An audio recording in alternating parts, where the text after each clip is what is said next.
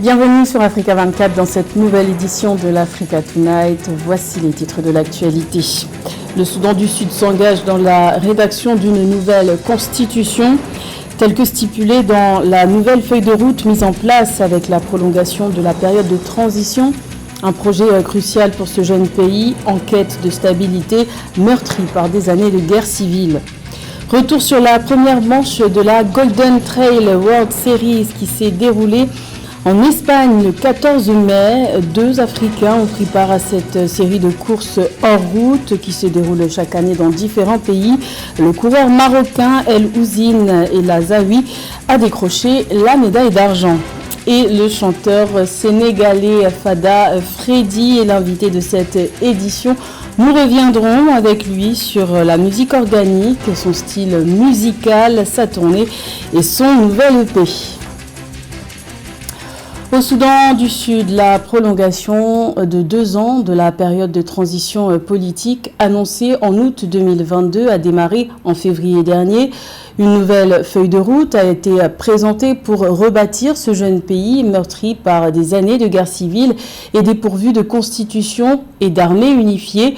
Le processus de rédaction de la nouvelle loi fondamentale a tout fraîchement débuté avec l'aide de la MINUS. Plus de détails dans ce sujet de la rédaction. 2023, une année cruciale pour le Soudan du Sud qui s'est engagé dans la rédaction d'une nouvelle constitution, un objectif défini dans la nouvelle feuille de route du gouvernement d'union nationale pour mener à bien la transition politique, prolongée de 2 ans en vue de la tenue d'élections crédibles, libres, transparentes et démocratiques d'ici fin 2024, début 2025. Le processus de rédaction doit permettre à tous les Sud-Soudanais de s'exprimer. J'ai participé à cette consultation sur le processus d'élaboration de la Constitution et je suis heureuse d'en faire partie. Et selon mon propre intérêt, je pense que ce qui devrait être inclus en permanence dans le processus d'élaboration de la Constitution est la question du quota. Les femmes sont censées être représentées à 35%. Il ne suffit pas seulement de le dire, mais c'est censé être mis en œuvre. Et pas seulement cela, les rapatriés sont aussi très importants. Ils devraient être rapatriés et ils devraient être enregistrés. Il faut tenir compte des rapatriés. En outre, le problème de la violence domestique et sexiste doit être arrêté. Cela devrait également être inclus dans la Constitution permanente. Ces ateliers interactifs, organisés par la mission des Nations Unies au Soudan du Sud, MINUS, ont pour but de faire participer tous les citoyens à l'élaboration de la nouvelle loi fondamentale et des processus électoraux, alors que l'accord de paix revitalisé de 2018 entre le camp du président Salva Kiir et du vice-président Riek Machar peine à être appliqué. Soucieux de lendemains meilleurs, les citoyens n'ont pas manqué de solliciter une plus forte participation des jeunes à la vie politique. Selon moi, les jeunes sont aussi très importants. Vous ne pouvez pas faire la Constitution sans eux. Ils devraient être là pour observer et ils devraient aussi être là pour participer. Et je serai heureuse de diffuser l'information dans tout le comté. Par ces consultations, la MINUS, sollicitée par les autorités sud-soudanaises pour aider à l'organisation des prochaines élections, espère garantir un espace politique libre et informer tous les citoyens sur leurs droits. Les premiers ateliers se sont tenus dans l'est de l'Équatoria. D'autres actions similaires sont prochainement prévues à travers tout le pays. Coup de projecteur à présent sur la Golden Trail World Series, une série de courses hors route qui se déroule chaque année dans différents pays. La première manche de cet événement mythique s'est déroulée le 14 mai en Espagne. La médaille d'argent a été remportée par un Africain. Il s'agit du Marocain El Ouzine El Azaoui. Retour sur cette course avec José Douglas. C'est l'une des courses de trail les plus emblématiques de la planète et se termine en octobre par une grande finale. Des marathons de montagne, des pentes rocheuses et très escarpées sont au menu de cette épreuve. Dimanche 14 mai, donc, le départ a été donné à 9h, 42 km de marathon et 2736 mètres à escalader. Et chez les hommes, l'Espagnol Manuel Merilas l'emporte et la Britannique Daniela Oemous chez les femmes, mais le coureur marocain El Ouzine El Azaoui se classe deuxième avec un temps de 3h42 minutes et 28 secondes et 188 points au compteur. D'abord, je suis très contente pour mon deuxième place. La course dans le début, c'est pas vraiment c'est très difficile. Il est très très froid.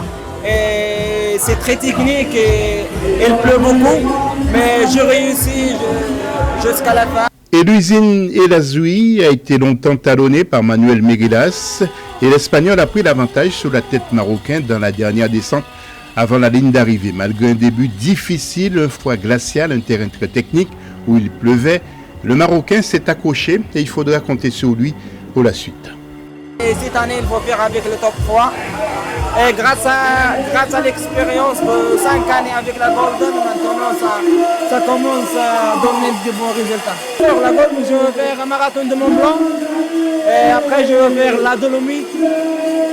Après, la finale, j'espère. A noter que le Kenyan Robert Komboy Mata prend la 5e place et a réalisé un temps de 3h49 minutes et 25 secondes et totalise 156 points.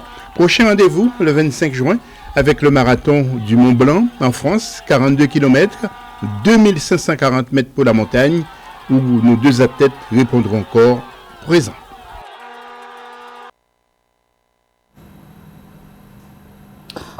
En août 2022, l'Office national des infrastructures et équipements sportifs ONIES voyait le jour au Cameroun.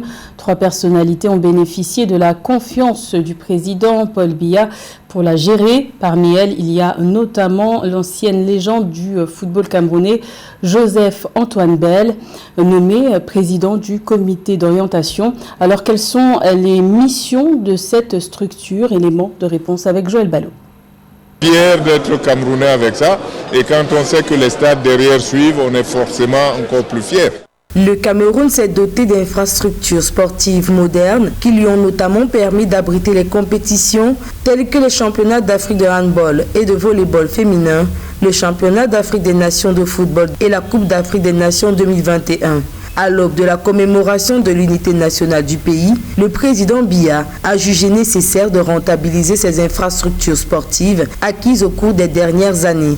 Afin de les valoriser, Joseph Antoine Bell, gloire du football camerounais, a été nommé par décret président du comité d'orientation de l'Office national des infrastructures et des équipements sportifs ONIES. Cette structure a pour mission d'assurer la gestion administrative, financière et technique des infrastructures et équipements sportifs, ainsi que la sécurisation des infrastructures et équipements sportifs. Vous devez faire montre d'inventivité, de créativité et d'innovation pour actionner les différents leviers devant favoriser une gestion optimale des infrastructures et équipements sportifs en vue d'assurer leur rentabilité.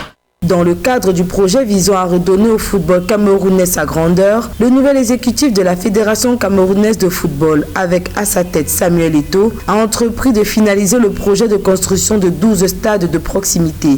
Ces terrains, combinés aux 35 infrastructures de football construites par l'État, donneront aux talents locaux la possibilité de s'exprimer sur des aires de jeu adaptées pour le professionnalisme. Il faut surtout ne pas se contenter de juste proclamer son CV. Et l'expérience, ce n'est pas ce que vous avez vécu, c'est ce que vous en avez retiré. Et donc, ce n'est pas la peine de dire j'étais à la guerre de 39-45, mais il faut nous dire qu'est-ce que vous en avez retiré comme leçon et comment vous l'appliquez aujourd'hui. Les infrastructures sportives constituant un levier de promotion et de développement, celles-ci font désormais du Cameroun un hub en matière de sport en Afrique, une terre des grandes fêtes sportives pour le monde. Dans le reste de l'actualité, il a lui aussi toutes les cartes en main pour devenir une légende du football camerounais. Le portier de l'Inter Milan, André Onana, a brillé avec son club ce mardi 16 mai en demi-finale retour de Ligue des Champions face à l'AC Milan. L'Inter s'est imposé 1-0 avec un cumul au total de 3-0 sur l'ensemble des 2 rencontres. Grâce notamment à la performance du gardien de but camerounais, l'Inter valide son ticket pour la finale de la Ligue des Champions UEFA après 13 ans d'absence. Il est rappeur et plus généralement chanteur. Le Sénégalais Abdou Fatah Seck, alias Fada Freddy, a fait ses premiers pas dans le milieu musical du hip-hop alors qu'il était encore étudiant. Après des années d'évolution au sein du groupe de rap Daradji, sa passion pour la soul et le gospel le rattrape. Il se lance alors dans une carrière solo. Depuis, il est l'auteur d'un album et de multiples EP. Fada Freddy est l'invité de cette édition. Bienvenue. Merci beaucoup, merci de m'inviter. Alors, votre particularité en tant que chanteur est que vous n'utilisez que votre voix et votre corps sans instrument, ce qui est défini par certains comme une musique organique. Pourquoi ce choix musical ? Oui, j'ai décidé de faire de la musique organique, de la musique entre guillemets bio, parce que je joue différents instruments, donc environ 6 ou 7, dont la batterie, la basse, pour composer surtout des musiques de rap ou des musiques de film. Et à un moment donné, je suis arrivé à saturation. Donc j'en pouvais plus de tout le temps jouer de la musique. Et j'ai décidé donc de faire un album sans instrument. Donc là, j'en suis à mon deuxième. Et ce que j'essaie de faire, c'est de pousser la musique organique, donc la musique bio, à son paroxysme. Donc je pousse les limites de la musique sans instrument. Vous êtes un musicien, vous l'avez dit, vous jouez de plusieurs instruments. Est-ce que c'est pas frustrant à un moment de jouer sans rien, de se dire que la note vient de là, que vous êtes un peu en danger en fait? Oui, j'aime beaucoup me mettre en danger. J'aime ça parce que quand il n'y a pas d'aventure, il n'y a pas de vie pour moi. Donc il était important que je fasse quelque chose qui me rappelait aussi mon enfance, parce que quand j'étais petit, mes parents n'avaient pas les moyens pour acheter une guitare, donc soit je l'ai fabriquée moi-même avec des pots de comment on appelle ça, de oil can, les pots d'huile, avec des planches que j'allais prendre chez le menuisier pour fabriquer moi-même mes guitares. Et quand je les avais pas, je faisais comme tous les enfants, je tapais sur la poitrine. Et c'est comme ça que j'ai... Voilà. Vous dégagez une véritable énergie sur scène, accompagné de votre groupe, sans instrument, mais avec un groove incontestable. Quel est votre secret? Tout ce que je fais, c'est le public qui me le transmet. C'est le public qui me le transmet. Quand je suis seul dans mon coin, je ne danse pas comme ça. Quand je suis seul dans mon coin... Parfois, j'ai même du mal à parler ouvertement, parce que je pense qu'il y a la timidité que j'avais en classe encore quand j'étais petit qui me suit de temps en temps. Mais une fois que la musique démarre et que le public me donne cet amour-là, je ne contrôle plus rien. Et donc, c'est ma source de motivation, et c'est la raison pour laquelle je donne sans calculer. En tout cas, je pense que la musique que je fais ne m'appartient pas. Je suis juste le canal donc, de diffusion. Donc, ça me traverse, mais ça ne m'appartient pas. Je n'ai jamais considéré que la musique que je fais m'appartient. Votre public, parlons-en, vos propositions artistiques sont quasiment toutes en anglais, et pourtant elles sont très appréciées par le public français, plus généralement francophone. Comment l'expliquez-vous? Moi-même, je ne sais pas. Moi-même, je ne m'explique pas comment je suis anglophone, parce que je suis né dans un pays francophone.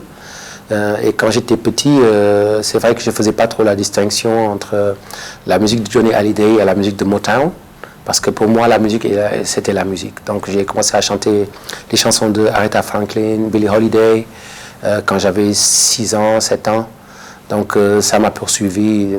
Du coup, j'ai toujours été, même dans un groupe de hip-hop, j'étais un soulman qui rappait dans un groupe de hip-hop. Donc ça m'a toujours poursuivi. Et l'anglais est pour moi une langue naturelle.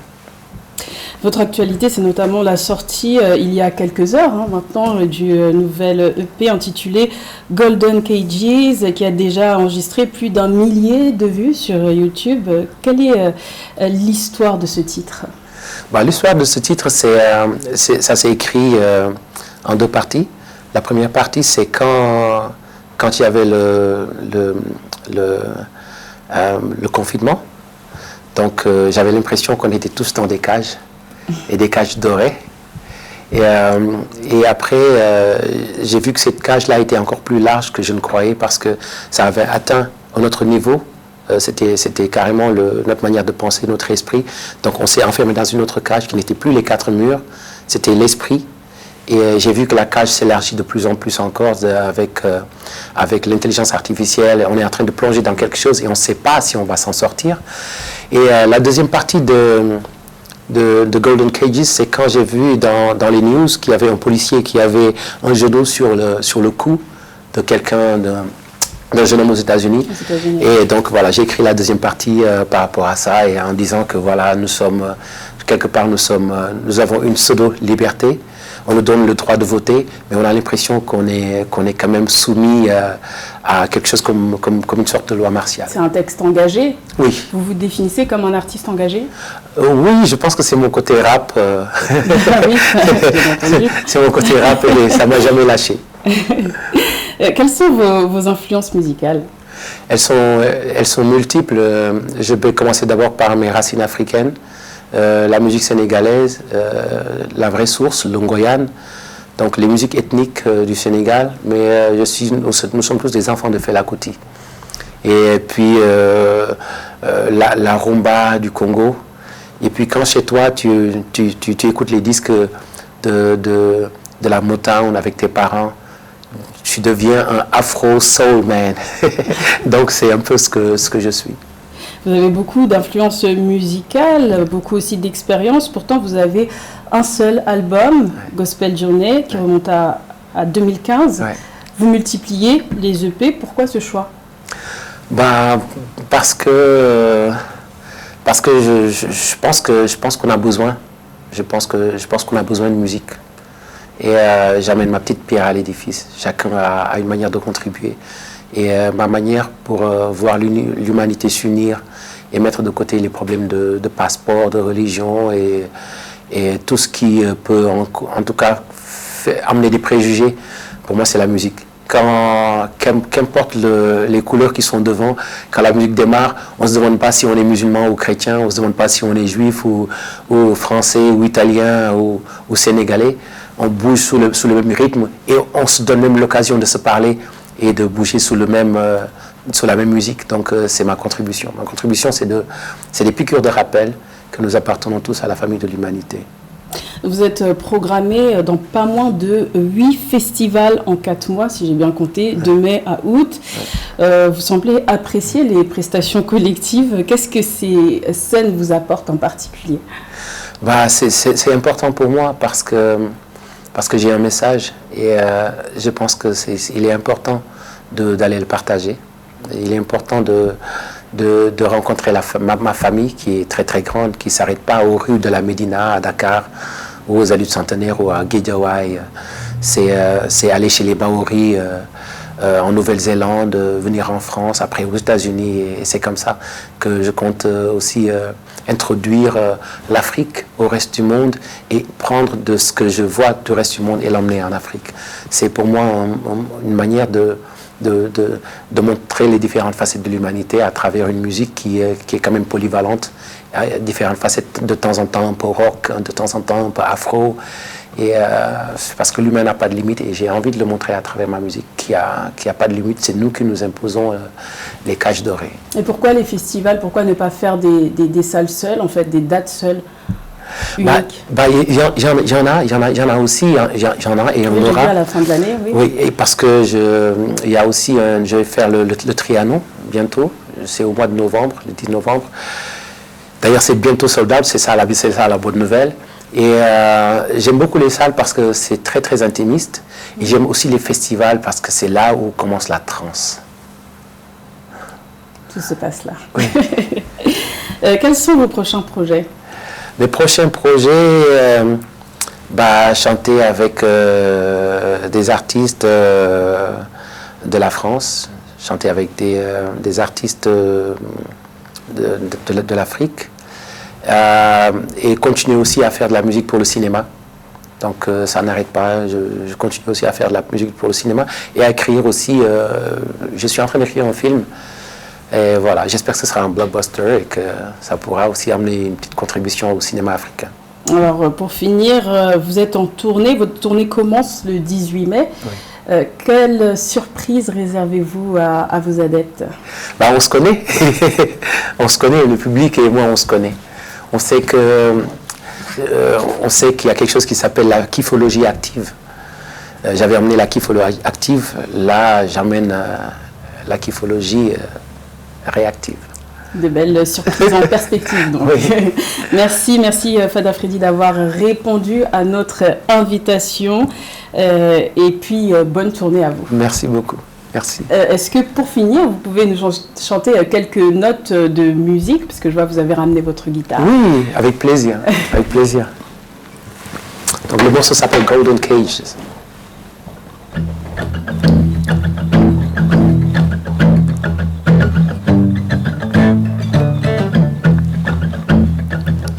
I'm not ashamed to walk down another way. Turn me away, I don't care anyway. My golden cage, you have left it all behind. Whenever freedom calls, it's too late to rewind. Fate, but I love to take you with me. Little bird, don't wanna set free. You seem to be comfortable with the shackles you drag all the time. You will know my destination when you free up your mind from the golden cages. You're living in the golden cages, golden cages.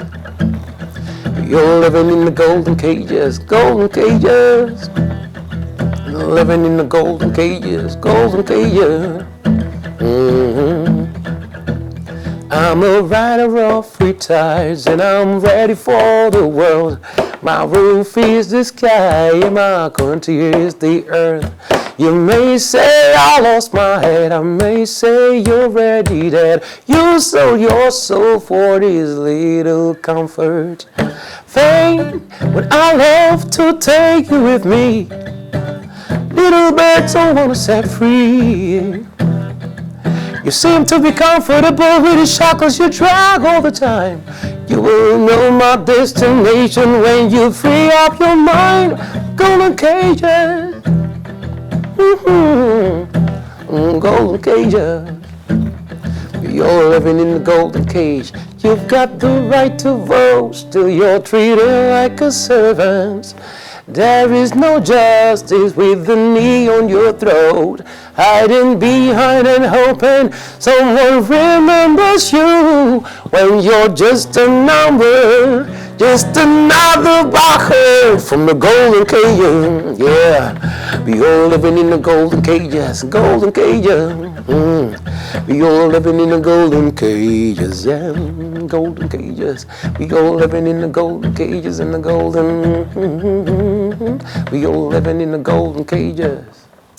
Merci Fada Freddy. Golden Cages disponible dans votre EP? EP, oui. Parfait. Merci beaucoup. Merci à vous. We all living in the golden cages, golden cages. We all living in the golden cages, golden cages. We all living in the golden cages, golden cages.